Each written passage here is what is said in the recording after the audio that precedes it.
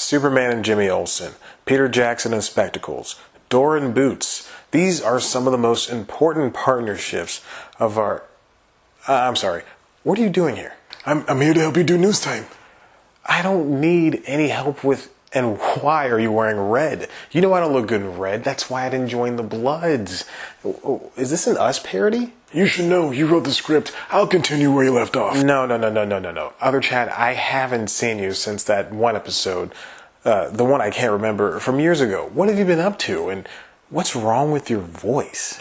Plotting to take over the world. Classic Pinky in the Brain stuff, you know. Has the voice, pollen allergies. Oh, no, I get it. Listen, I actually came here for something. Just remove the Band-Aid. I don't think we should be partners anymore. We were never partners.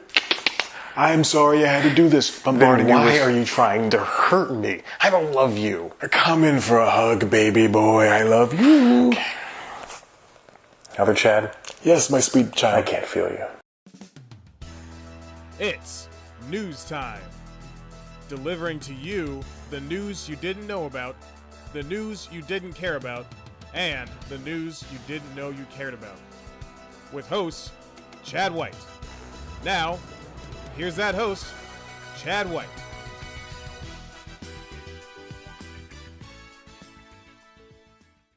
Welcome back to News Time. I'm your host, Chad White, and this is the partnership news that you didn't know about. For years, Adam McKay and Will Ferrell created movies that ushered in a new form of comedy for the big screen. They weren't exactly slapstick, nor were they mumbly. Movies like Step Brothers, The Other Guys, and of course, Anchorman will remain in the zeitgeist until the end of time, even as the relationship behind them breaks up creatively. Yes, it's true. McKay and Ferrell are parting ways as partners after 13 years. Friends since '95 and creative accomplices after starting their Gary Sanchez production studio over a decade ago, the two are in two different productive periods of their lives. McKay obviously is making movies based on real-life events with hints of comedic elements, while Ferrell has stayed more towards the comedy side of things, even after doing one or two dramatic roles himself. Then there's Sherlock was a movie, I think. All jokes aside, the two have done some great work. It's sad to see Gary Sanchez go. Oh, right. Gary Sanchez will most likely dissolve. They'll finish their current projects, but after that, kaput. There's no telling what will happen to Funny or Die. In recent years, the sketch-based video streaming site has chosen the latter part of the name. And yes, I do in fact feel great for making that terrible, horrible, no good, very bad joke. That's a reference. Producing partnerships have been more prolific than they've ever been. Amy Poehler can't seem to sneeze without someone mentioning Tina Fey. The Lonely Islands shows and movies, both new and old, always seem to make headlines.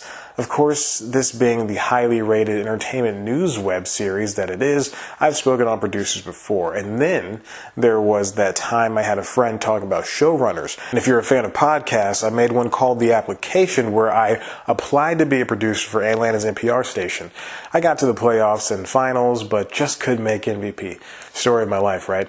I don't think I've ever talked about what a producer actually does, though. There are so many different types of producers. The good news is both the television and film divisions overlap when it comes to this stuff. First up, you've got the executive producer, which, if you watch this show enough, also, why do you do that? Then you've heard me drop the colloquial term EP in lieu of using the entire title. I'm that cool, no big deal. These roles are typically in charge of everyone, managers, if you will. For the TV side, they can even serve as writers. Then there are co-EPs that are a step below but serve almost the same functions as the EPs. Then you have the line producer and supervising producers. These serve as the day-to-day managers and creative managers, respectively. Producers, the regular version, are essentially high-level contributors without writing credits. Co-producers do pretty much the same thing.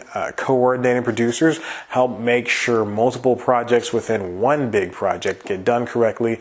Associate producers basically do any job asked of them by others. I've done that tons of times. And then there are a few others that vary from show to show.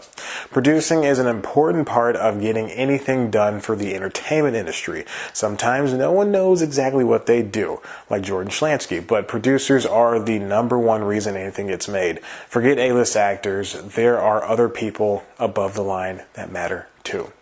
And speaking of mattering, why don't you matter on over here by subscribing and check out one of our other videos. Of course, you can always head to the website, cpluscomedy.com, where there's so many great things. Then you can also head on over to the Twitters, at cpluscomedy, Instagram, at cpluscomedy, Chad Black White on Twitter, and Chad Black White on Instagram. You can like us on Facebook, listen to the Constitutionals podcast. And do you have time for your story? Once there was a little girl, and she had a shadow.